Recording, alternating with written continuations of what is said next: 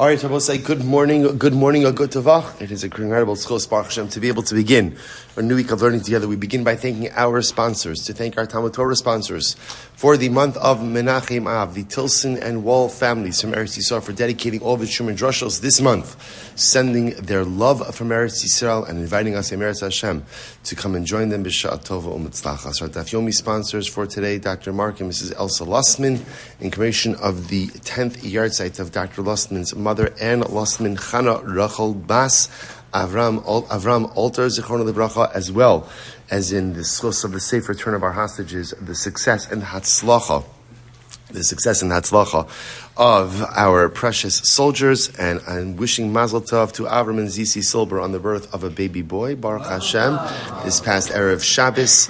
We hope that in the merit of our Talmud Torah, the Neshama will have an aliyah, and Halavai, Eretz Hashem, safety, success, and hatzlacha for all of Klal Yisrael. The pastries and tikkun this morning were also dedicated by the Lustman Mishpacha in commemoration of the yahrzeit. We thank the Lustmans for the beautiful spread, for the beautiful l'chaim. Meretz Hashem Neshama Shav and Aliyah. And also, of course, we dedicate our learning this morning to all of our precious fallen soldiers, to Sergeant Daniel Perchuk, to Sergeant Nitai Metodi, to Sergeant Yaniv Itzak Oren, to Sergeant Ori Ashkenazi Nehemiah, and to one of the tzanchim, to our paratrooper Amit Tzadikov. All precious karbanos on the mizbeach of Mesiras Nefesh for Klal Yisrael. May their neshamas have an aliyah. May their families have a nechama. May HaKadosh Baruch Hu see that we have sacrificed enough over the years for the safety and security of Am Yisrael. May it be a week of Eretz Hashem Besoros Tovos, Shalom and success for all of Klal Yisrael. Well, so with that, let us begin. So first of all, Mazel Tov on finishing Cheskas Habatim, and what a daf it was yesterday. Oh my gosh, what a daf. What a daf. Overwhelming. We had to go a little bit quickly, but Baruch Hashem, a lot that we covered, a lot we have to go back to. The good news is, Eretz Hashem, 7.5 years we'll be back. And it goes by very quickly. Eretz Hashem, you can look at it before then also, but Eretz Hashem, we'll be back. So I will say, so today we begin Eretz Hashem, Hamocha Sabayis, the fourth parak of Bava Basra. With that, let us begin 61a, Daf Samech Aleph Amdalef. Nothing like, there's a certain excitement that comes with a new parak, a hischatshus, or renewal. So let's dig into it. Hamocher sabayis. Person sells a home. So again, I will say, so we're transitioning away from really the discussion regarding chazakah, right? So we kind of learned, we've exhausted it. And there's nothing left. There's nothing. We've left no stone unturned when it comes to chazakah. So now we're coming actually to the interesting topic, the general topic of this parak. Although like any parak in Shas, there's like a lot thrown in, but we'll see the general topic is when you sell, in this case, real property, what's included in the sale of real property. That's what we're trying to figure out over here, and I will say I want to kind of give the disclaimer that like so many of these halachas, they are societally dependent. Right? In other words, that these things are governed ultimately by what we call minhag hamakam. So again, obviously a lot of the things that we're going to see, you might scratch your head and say, well, that's not what we do. You're right, because it's a different minhag hamakam. There's a different marketplace, right, in 2024 than there was, again, in the Mishnah. So the Gemara says as follows. The Mishnah says, person sells a home. So I'm selling Ruvain a house. So the halacha is lo machar yitzia. So the yitzia is not included in the sale of the home. Now I will say, interestingly enough, yitzia, the English translation that's often given for yitzia, is an annex, something added on. Now we're going to see there's a machlokes exactly what the definition of yitzia is. We'll see in just a little bit, but take a look at the Rashbam. Yitzia ve'ino bichlal bayis afa pi shepasuach hayitzia l'socho shal bayis di'ikal lemimar techevon detashmish shal bayis machram habayis afilu acheinu machar. Now here's the point to remember in this. We're going to have machlokes what the actual definition of yitzia is, but the idea is that yitzia is open into the home. The home opens up into the yitzia. So I would have thought the Havamina is because the home opens up into the yitzia is included in the sale. Kamash Malon, it is not. So when you sell a house, yitzia is included. Now, of course, again, like any sale, can you include the yitzia in the sale? Can you include it? Sure. What do you have to do? You have to specify. In other words, so an unspecified sale of a home, by definition, does not include yitzia. Next, even though the home opens up into the yitzia, nor does the sale of a home go ahead and open into it. The translation over here is a little bit misleading. Literally translated, the room that it opens up to. But in fact, again, interestingly enough, take a look at the Rashman.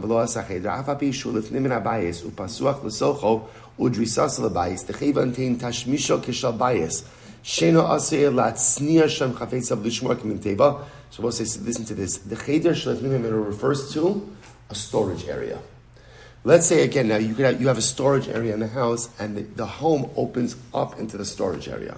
The storage area is not automatically included in the sale of the home. Now the chiddush we're going to see is even though all of these spaces are opened into from the home, so you could access the yitzia from the home, you could access the storage area from the home, but when selling a house, when you sell someone a house, these areas are usually excluded from the sale unless specified otherwise. Incredible. Now this is fascinating. Now watch this. Now remember again, one of the most fascinating distinctions between contemporary housing and Talmudic housing was the roof. Rooftops were often flat. There must have been some, roofs always have to have some level of pitch, right? Because otherwise, again, how are you draining water unless there's a central drain? But Pipashas, there was always some level of pitch. But again, I'm very into these inyanim now about pitches. I never thought I would be so interested in the pitch of a roof, but Baruch Hashem. Anyway, so Lamaisa, the Gemara, the Mishnah says as follows. So when you have a rooftop, that was a usable space for activities of daily living. So this is fascinating. If I sell ruva in my home, if I have a rooftop that has a fence that is 10 tfachim, now I will say, now what does that mean if you have a fence that's 10 tfachim? So remember again, the halacha is you have to put a fence around your rooftop. Now the truth is, you're really only fencing in a rooftop that people are going up on, right? People are only going up on it if what? If it's a usable space for activities of daily living. So interestingly enough, if I have a house, and that house has a rooftop, and that rooftop has a fence of 10 tefachim or more, which means that is a usable space, that is a space that is almost considered separate and distinct from the rest of the house. And therefore, halacha l'maaseh, if I sell ruva in my home, my rooftop, provided that it has a fence that is above 10 tefachim, is not included in the sale. Fascinating. Rabbi Yehuda says, Im yesh lo tzuras hapesach, Rabbi Yehuda says the truth is, even if it doesn't have a fence that's 10 tefachim, Rabbi Yehuda says, if it has its own doorway to access it, it is not considered to be part of the house. It is considered to be a separate domicile area. Now what's the pshat with that? So I guess what it's looking at is like this. There would normally be two ways to access your roof. Right? One way would be, like, let's say, a latch on the ceiling. Like, in other words, you walk up, there's a ladder, there's something, the ceiling opens up, you walk up to the roof. So therefore the Mishnah says, okay, it's fine, but if the rooftop is a separate domicile area, i.e. it has a fence, 10 tefachim high or more, not including the sale of the home. So here it comes along and says, if the rooftop is accessed by its own doorway, it has its own tzuras hapesach, that shows that it is its own choshev area. And in that case, even if it doesn't have a fence of 10 tefachim high, the existence of its own doorway gives it or endows it with its own independent domicile area. Beautiful. So I'll say, the Mishnah tells us again, you sell stam a home. These are the areas that are excluded from the sale, unless stipulated otherwise. So let's analyze. So my yitzia. Okay, so obviously the first question is, what is yitzia, right? So the Mishnah says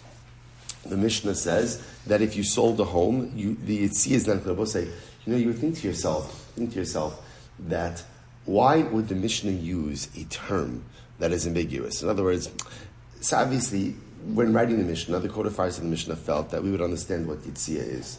But why not use a more explicit term? So also there's a tremendous Musar Haskell on this. The way it works in Yiddishkeit is accept and do, and then question later. There's a beautiful element in our religion. Again, we are encouraged to question, we're encouraged to understand, but one of the most beautiful things is the ability to kind of dive in, even before you know what's going on over here. So it's almost as if like the Mishnah teaches us this hashkafa by sometimes using words. So if somebody to ask you, by the way, if you sell a home, what's excluded from the sale? So you could say, because hopefully we were still paying attention for the first line of the Mishnah. Let's say you could say, somebody asks you, right, you sell a home, what's excluded? Oh, yitzia. Yitzia is excluded. Right? By the way, what's the yitzia? What's your answer going to be? I don't know. I don't know.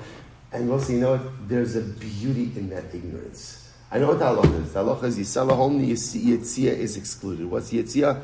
I'm not sure yet, but I know that that's the truth. Regardless of the definitional reality is, I know that that's the truth. And that is such, I think it's one of the most beautiful aspects of Yiddishkeit, that sometimes as we, as knowledge becomes more accessible to us, because we live in an age of just, I know it's an overused word of unprecedented access to Judaic knowledge, it's important that we not let the knowledge take over everything in our Yiddishkeit. There is a beauty to just pure, blind acceptance and just the buy-in. And that's why I think sometimes the Mishnah uses words that we're not going to understand at first glance to give us the opportunity to commit to something even before I understand it. So my Yitzia. Okay, but now we still have to try to understand it. So my Yitzia, what is a Yitzia? Sahachar Targimu Afta. So we'll say first definition is Afta. Now what's Afta? Rashi says over here, Binyan Namoch Eitzel Abayis Mitzido Me'achorav.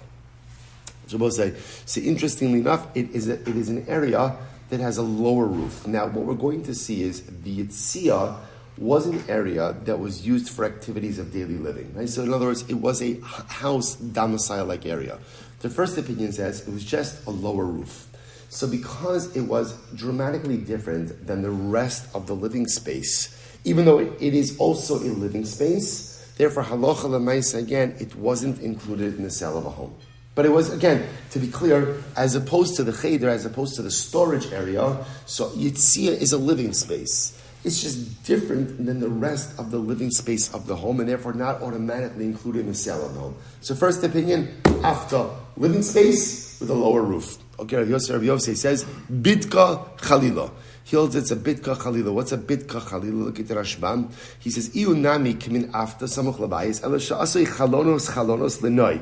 You know what it is? It's fascinating. A sunroom. A sunroom. This was a room that had windows on all sides. That was it. You were relaxing there.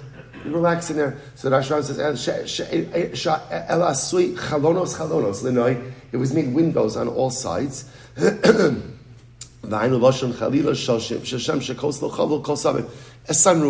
A sunroom. So we'll say, so again, so just to understand, it's an area that I live in. In other words, it's activities of daily living, but it's a separate type of usage. Either, again, according to the Afta, it's a low roof. According to the Bidka Chalila, it's a sunroom. So in other words, I'm relaxing there. It's an area that's very beautiful. So it's not automatically included in the house. So according to the opinion that says that Yitzia is an Afta, and the Afta is not included in the sale, Kol Shekin Bidka Chalila Lo Mizdavna. Certainly, a sunroom is not included. Now, why? So here's what's interesting. An Afta is pretty much a regular part of the house. Just the difference is the roof height is a little bit different. But in all other respects, it's a regular part of the house.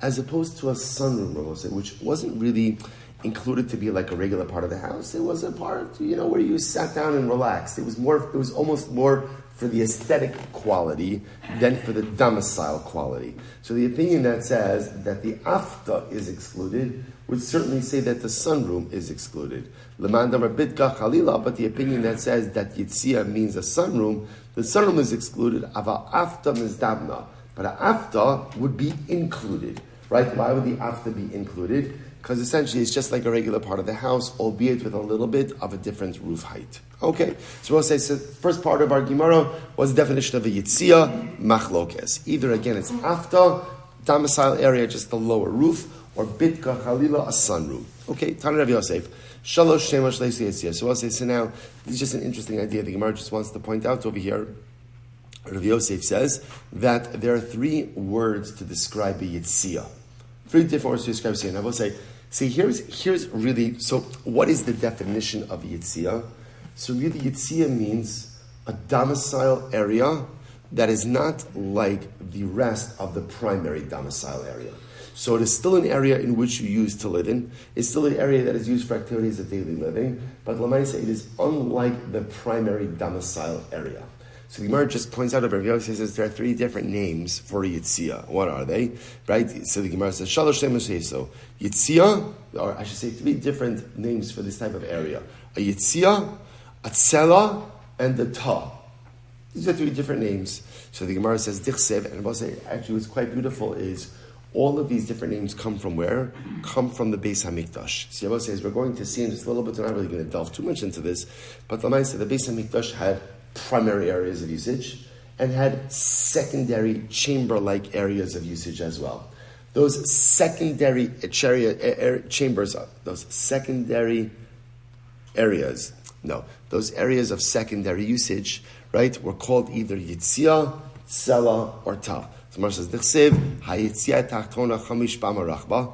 So you see again, it's called a Tsela. So also that's by the Beis Hamikdash. That's by the Beis Hamikdash. The first Beis Hamikdash. Next, Tsela, it's also called the Tsela. Dichsev, Vatsalos Tsela El Tsela Shalosh Ushloshim Pamim. Okay, so I'll say this is by Yecheskel. Now this is Yecheskel's vision of the third Beis Hamikdash. Third Beis Hamikdash, and Ta Dichsev Vata Kana Echad Orach V'Kana Echad Rachav Ubein Ataim Chamesh Amos V'Ibay Sema Mehacha Kosala Hechal Sheish V'Hata Sheish Kosala Ta Chamesh. Okay, so we'll say Rabbi Yossi just pointing out over here that first of all it's important that this term that the Mishnah uses is not one that the Mishnah made up, but rather, again, this idea is actually a biblical term. And the biblical term, again, appears in three different variations, Yitzia, Tsela, and Ta, and all essentially mean the same thing. Secondary areas that are immediately off primary usage areas. Okay, but again, I will say for our purposes, the idea over here is the Yitzia is, although it is a domicile area, because it's not a primary domicile area, therefore what? It is not automatically included in a cell of a home. In fact, just the opposite. It is automatically excluded from the cell of a primary home, unless, of course, otherwise articulated. Avraham Alter says, "V'hu dohavi arba amos." So this is very interesting. This comes along Marzuch and he says as follows: when the Mishnah says that if you sell a home, the Yitzia is not included, that only assumes that what, or that is only true if the Yitzia is at least Daled Amos. Which makes the Yitzia, when we say Daled Amos, what we mean is Daled by Daled, right? A 4 Amma by 4 Amma area. If it is that, then that means it is significant on its own. And if it's significant on its own, it can be excluded from the primary sale. If, however, the space itself is less than Daled Amos, then what? Then it's really batal to the primary domicile and will be included in the sale.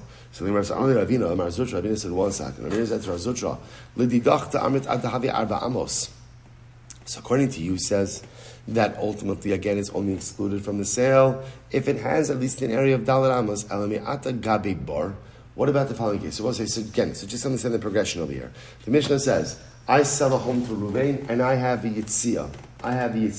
Let's just call it a sunroom, right? I have a sunroom. So what's the halacha? My sunroom is not included in the sale of the home. Marzucha comes along and says, but that's only if the sunroom is at least 4 amos or larger, because then it's significant and therefore not included. Which means that if it's less than 4 amos, therefore what? It is included. So comes along Ravina says, 1 second, let's analyze this. So also we're going to come to this as well. What about a bar? When it comes to a pit, this nan, lo asad bar v'lo asados, afapi shekasav lo umka veruma.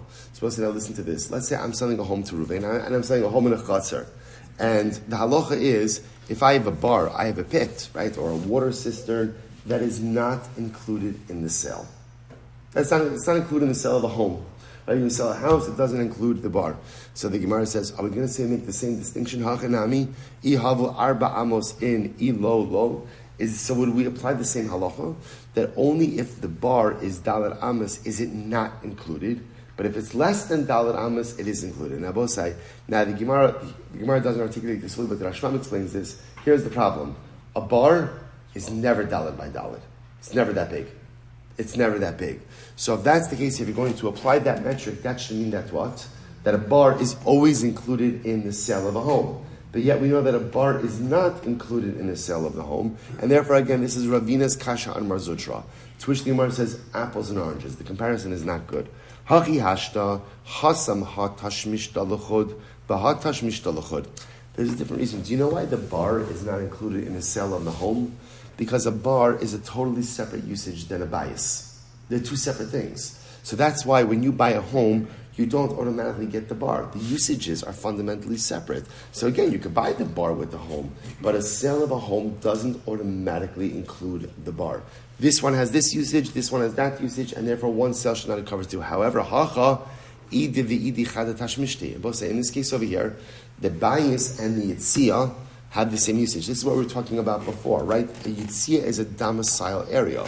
It's just not a primary domicile area. So over here, the bayis and the yitzia have the same usage. Therefore, ihavi dalad amos chashim. So if the yitzia is dalad amos, right, dalad by dalid, then it has its own identity. Because it has its own identity, it's not included in the sale of the home. V'ilo lo chashim. But if it doesn't have an area of dalad amos, then what?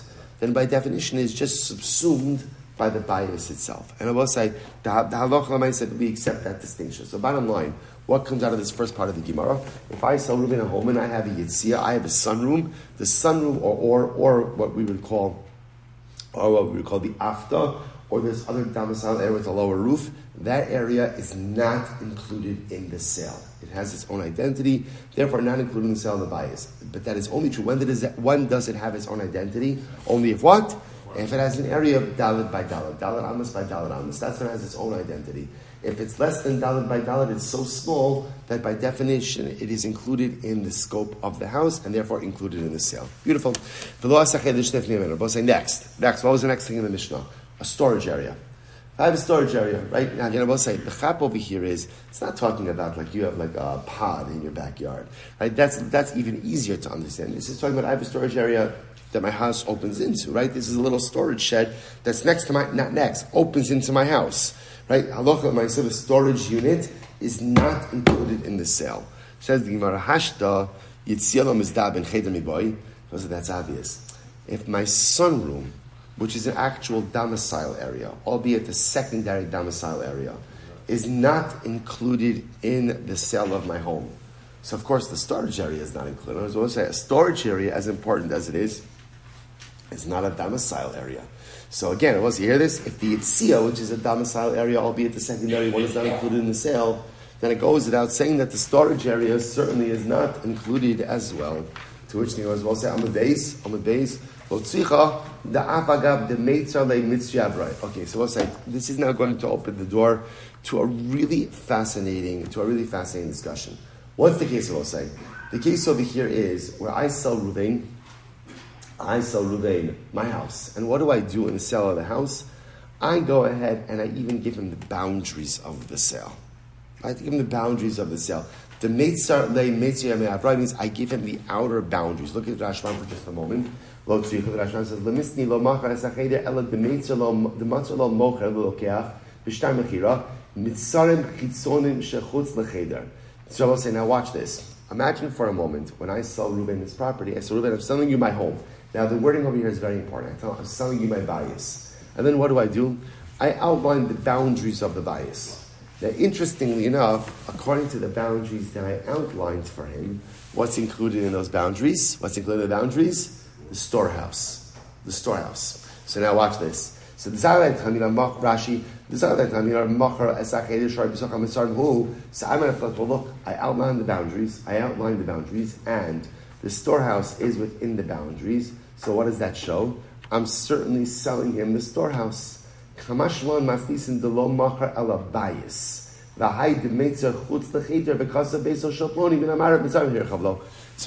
let me say this. So this concept of mitzarim hirchavlo means I extended the boundaries.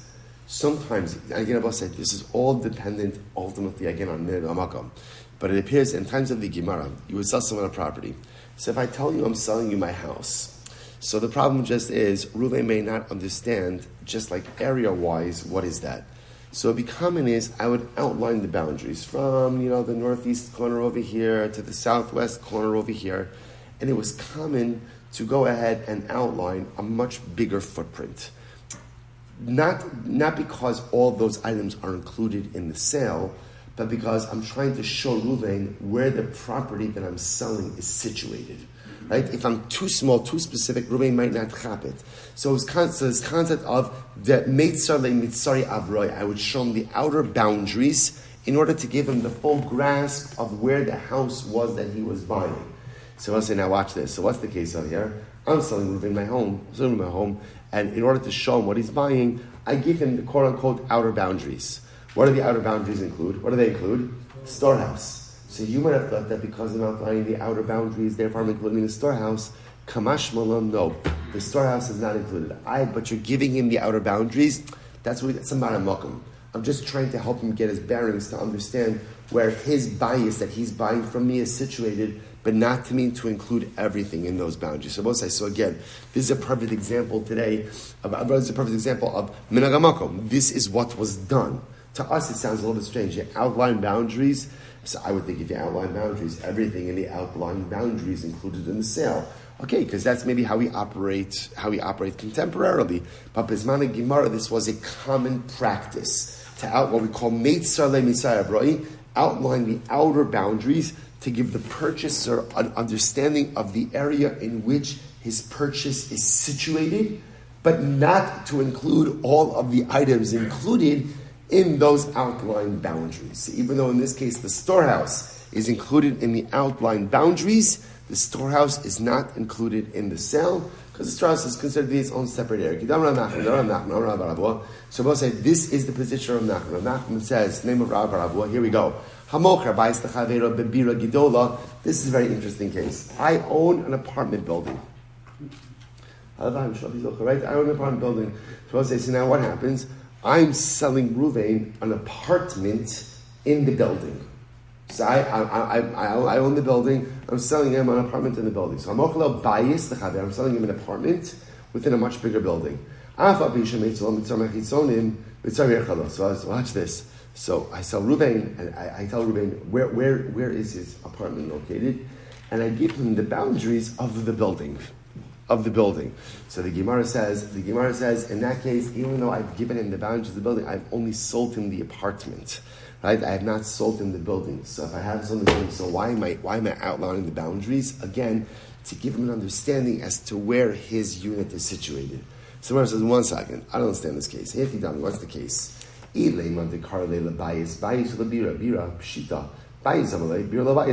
So I'll say, if people call an apartment a bias and a building a bira, and I tell Reuven that I'm selling him a bias, not a bira, so then that makes perfect sense. Makes perfect sense. However, Ella de la bira nami karle bias, maybe the case over here is, but if we're talking about a case where even an apartment building is called a bira, then Rabbi say, then what? Maybe I sold Reuven the building. Now, of course, there's another piece in this also, which is the purchase price should also be somewhat reflective of what it is that's being purchased, but we'll come back to that at a different time. So Rabbi Gemara says, but if a bira is called a bias, then maybe I sold Reuven the building. So which Gemara says, lo tzricha deruba karle the bias or the bira. The majority of people call an apartment a bias and a building a bira. The ikanami de la bira karle bias, and ultimately again, but there are those who also call a bira a bias. So this is what's interesting. So normally people call an apartment a bias and a building a bira, but there are some people who also call a building a bias. So now watch this. I sell Reuven a bias. Here's the case, right? So I own the apartment building. I'm selling Reuven an apartment. I say, Reuven, I'm selling you a bias, and then what do? I outline the boundaries. What boundaries do I outline? Right? The building boundaries. So now what's the shaila? What did I sell Reuven? And now the problem just is there are some people who also call a building a bias. So what would you have thought? Kulei zabinei. I would have thought that, listen, take these two things combined, right? Number one, that sometimes the building is called a bias. Number two, I outlined the boundaries. I'm going to thought that therefore I'm selling Reuven the building. Kamash malan midahavile lemichtav v'lo shayarta bizvini alin klum v'lo kasuv. So we'll say, so Rav Nachman says like this. Okay, so there's a lot happening over here. So we'll say, Rav Nachman says, Rav Nachman has two corollary principles. Principle number one is as follows: that it is common when selling property to outline the outer boundaries to give the buyer an idea as to where the property is located, but the outer boundaries are not meant to actually demarcate the specific boundaries of the sale. Now, let's say, once we accept that principle, Rav Nachman has another piece. So what do you do? What do you do if you want to sell someone all of the property outlining the boundaries? Then how do you do it? Let's have a case like that. I want to say everything. So then you need another phrase. What's the phrase? Here are the boundaries of what I'm selling you, and I am not withholding anything for myself. Right? V'lo shayarta bizvini alim. I have not withheld anything for myself. So if you say that magic phrase, right, that means you're selling everything. You're selling everything. So I'll say, so therefore, again, to plug this back into this case, right, so I'm selling Ruvain. Now, by the way, the Rashbam adds in one more important detail in this, which is Ruvain and I are standing in the apartment that I'm selling him, right? So I'm selling him. I own the building. I'm selling him an apartment. I tell him, Ruvain, I'm selling you the bias. Now, we're living in a place where people call an apartment a bias, and some people call the building a bias, right? I outline the borders, the surrounding area, and the surrounding area is the building in its entirety. But what happens? I tell them, I'm selling you this bias, but I don't say the phrase, and I'm not holding back anything. So by definition, Rav Nachman says the exterior boundaries are just meant to kind of be a maramakum, to show him where the property is situated, but all I'm selling him is the apartment and not the building. Okay, Shmamina Shiri Shire. So I'll say, so what do you see from here? So again, I will say, if I don't make that statement, V'lo shiyarta bizvini alin klum, I have not withheld anything for myself, then that by definition means I am withholding something for myself. And therefore, again, the exterior property demarcations are only to give him an idea as to where the property is situated, but not to sell him the building. Okay, incredible. So we'll say another case, a similar case. I'm selling now, in this case, we'll say I own a whole bunch of fields, right? We have a whole open valley area, a plain, and I own a whole bunch of fields in the plain. And I'm selling Ruvain one field in the plain.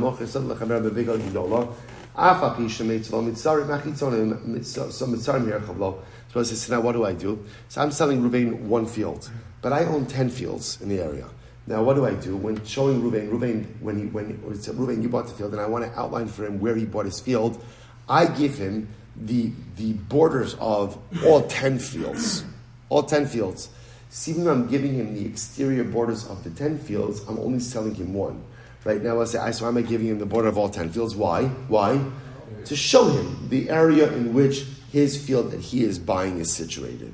So the Gemara says, well, again, hey, if you tell me what's the case? Ilema, the Karilela Sada, so if people call a field and a plain a plain, so a plain represents an area of multiple fields. So I'm selling Ruvain a sada. So if sada means one field and bika means multiple fields, then pshita sada zabelo le bika lo zabele. So again, if sada means one field and bika means multiple fields in a plain, if I tell Ruvain I'm selling him a sada means what? Sada means what? One field. So what's the shayla? Ve'ela de la bika nami kar le sada. So I'll say, so maybe a case is where people also call a plain comprised of multiple fields, called it also a sada. If that's the case, kula zavinle. Ultimately, again, maybe I'm selling Ruvain everything, to which the Gemara says, lo tzricha diika de la sada kar le sada ula bika v'ikanami de la bika kar le sada. So it's the same as we saw before. So what's the case? In general, people call one field a sada, and they call a plain, right? Multiple fields a bika. But there are some people who also call a plain, right? A plain of multiple fields, a sada. All right, so now what's the problem over here? So now let's put this case together. I own the bika, I own the plain, 10 fields. I'm just calling it 10, it could be 20 fields, it doesn't matter how many. 10 fields. I'm selling Ruvain a sada, one field. So then I tell him I'm selling him a field. The problem is, some people call a plain a sada also. To compound the problem, what's happening over here? When I demarcate the area of the field that I'm selling, which boundaries do I give him? The outer boundaries of all 10 fields. So what would you have thought? I might have thought that maybe I'm selling Ruvain everything, the entire plain, all of the fields. Kamash malan midahabele lemichtav le lo shiyarta bizvini alin kadni klum below kasil le. No, because if I was selling him everything, then what? I would have to make the statement, Ruvain, I'm selling you my property, and I'm not withholding anything for myself. You need that statement. The fact that I did not make that statement indicates that what? I am holding something back. What am I holding something back? What am I holding back? The other 9 fields. So why did I give Reuven the outer boundaries as the area for the sale? Why did I do that? To show him the general area in which his field that he is buying is situated. So the Gemara says, so we'll say, so this is the position of Rav Nachman. Right? And Rav Nachman really comes out ultimately again with 2 concepts. Number one, it is common when selling real property to give people an enlarged boundary. That boundary is not representative of the actual boundary of what it is that they're buying. So what does that boundary represent? What does it represent? The area in which they are buying property. The area in which they're buying property, but not to be boundary specific for their particular purchase. Now because of that, what do you do if you are selling someone the entire area in the demarcated boundary? What do you do? You say the magic words. What are the magic words? I am not withholding anything in this sale for myself. That's it. Then you sell them everything. Which also tells us that if you don't say those words, the automatic default assumption is that what? You are withholding something for yourself. Okay, so therefore we'll say this is Rav Nachman's statement. Now the Gemara asks the obvious question. The Gemara says, Now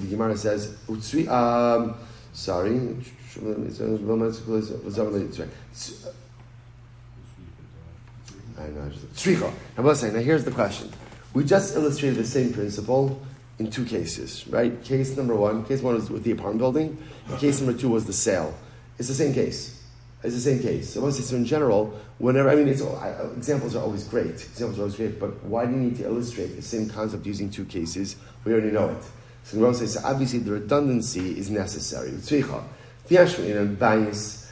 would have just said the apartment case, then what? So we'll say it's different. The apartment case, we'll say, is a different kind of case. Why? Because the apartment itself has one usage, and the building has a separate usage. But by the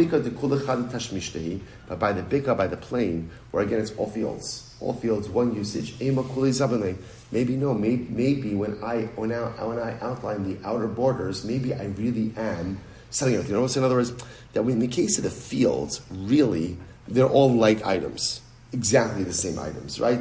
So therefore, again, I might have thought that when I'm outlining the outer boundaries, and again, especially sometimes if also people call a bika a sada, they do call a plain a field, maybe I'm selling him everything. In the case of the apartment building, again, a building is a different usage than an individual apartment. Maybe that's not included. Therefore, again, I need both those cases. Yes, in a bika, and if it would have just said the plain case, mishum delo habilei lameitzarei.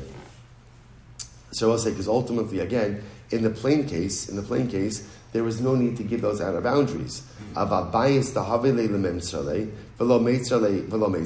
the house case, ultimately, again, where he should have given more specific boundaries, and he didn't do so, maybe he went ahead, ultimately, again, maybe we went ahead and he sold them everything. And I was both say the idea here is that in the field case, if you look at the Rashbam says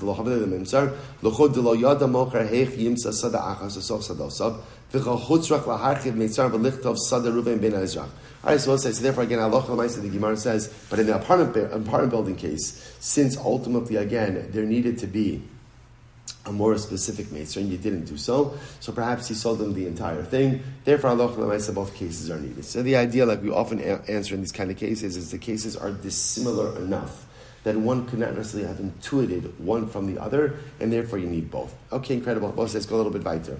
Finish up to the end of the daf. Kiman az lahada Amar Rav Mori. So we'll say, so again, this idea ultimately of Rav Nachman, so 2 ideas, two sister corollaries. Number one is that it is common to outline exterior boundaries to give a point of reference for where this sold item is located, but it does not mean to create the actual boundaries of the sale. And therefore the corollary to that is, if you want to sell everything in the aforementioned articulated boundaries, you have to make the statement, I am not retaining anything for myself. But if you don't make that statement, the automatic assumption is, I am retaining something for myself. Now I will say, just to kind of plug this back so you keep the train of thought, why are we doing this? Because remember, what did the Mishnah say? The Mishnah said that if I sell my home, what's not included in the sale? What's not included in the sale? The storeroom. Right? What the Gemara called the cheder, the storeroom. Now the Gemara said, that's obvious that the storeroom is not included. Right? In other words, remember again, if the yitzia, right, the sunroom or the after room, which is an actual living space, if that's not included, then halachas kama b'kama, the storeroom is not included. To which the Gemara says, no, what's the case? I sold Ruvain the house. I outlined the boundaries of the house. The storeroom was included in the boundaries. So you might have thought that because I outlined the boundaries, therefore the storeroom is included. Kamash Malon, we pass on like Rav Nachman, and Rav Nachman holds that external demarcated boundaries are not meant to highlight the actual area of sale, rather they're meant to give a point of reference for the item that is being sold. That's the whole progression over here. So let's finish up. Kiman azlahad amra mari braid Rabbi Shmuel barshilas mishmei dabaye. Shabosai, whose opinion is reflected in the following statement of Rav Mari, who made it in the name of Rabbi. Hayman demizavni le midi lechavri. If I sell something to my friend, I sell something to Ruvain. Tzarech lemichtav le lo shayarta bizvini alin kadmi klum. That you have to say, I have not gone ahead and withheld anything in this for myself. Right? In accordance with whose opinion do you have to make that actual statement? Right? According to whose opinion do you have to make that actual statement? Kiman, Rav Nachman, Amar Rabba Baravua. Ultimately, again, like Rav Nachman, in the name of Rabba Baravua. So I'll say, so again, now, remember, under normal circumstances, lav dafka, you have to say that in property, in other words, if you're going to go ahead and use the concept of outlining exterior borders in order to give a point of reference, right? Then halacha right. So the assumption is you're not selling everything in those borders. If you want to sell everything in those borders, you have to make the statement: I am not withholding anything for myself in this sale. Whose opinion does that reflect? Ultimately, again, the statement of Rav Nachman. I will say, let's stop over here for today. Shkoyach, everyone. Wow, what a start to the new parak. Short daf tomorrow, Eretz Hashem. Shkoyach, everyone. What a start to the week. Hatzlacha.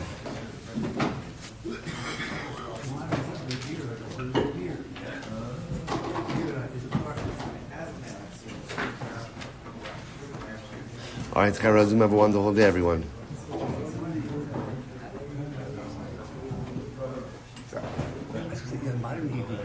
Beer in TORAH is partner. Right, very true. So I have a quick question. So you're talking about the sunroom, but the sunroom's like attached to the house, I'm thinking. All of these things are attached to the house. So how can it not be? So who's got to have access to it? You put a door to it. You put a door in it. So it's attached to your house? Same thing with the yitzia. The yitzia is even more because the yitzia is actually an area of actual like daily living, just on a lower roof. Yeah. Again, so I'm saying this is reflective of their norms. It sounds strange to us. The roof also, right? That means that how are you accessing it? So the pashtas, they're accessing the extra neighbors, getting on your roof. Yeah. Okay. Yeah. So like I said, these kind of things, like they're societally based. Got it.